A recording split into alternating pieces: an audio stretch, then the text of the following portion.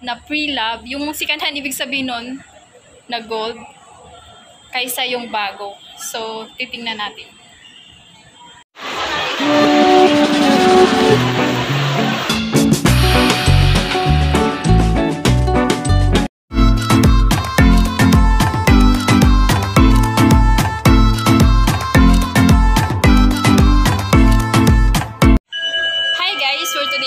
Pupunta tayo ngayon sa tindahan ng mga gold, guys. Mayroon silang offer ngayon. So, titingnan natin kung ano yung latest at saka mura na gold nila, guys. Ang gold ay maganda din sa investment. So, i-check natin, guys. Tara, samahan nyo ako.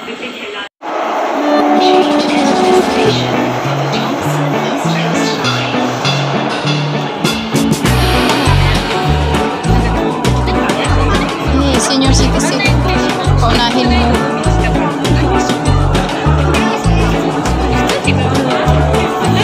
Senior citizen ka din ba?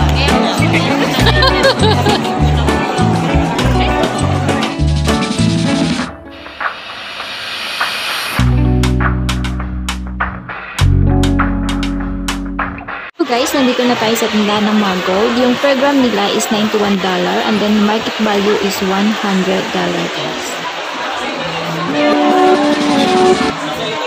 And then, ito yung pre-love items nila, guys, na naka-display. Ito naman yung new gold na naka-display.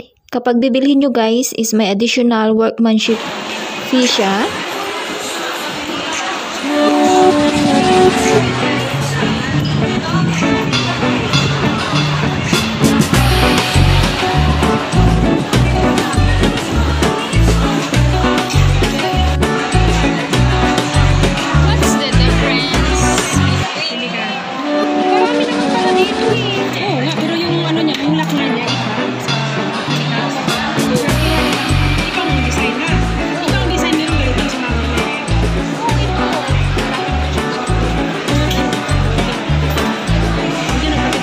Each month, 111. 7.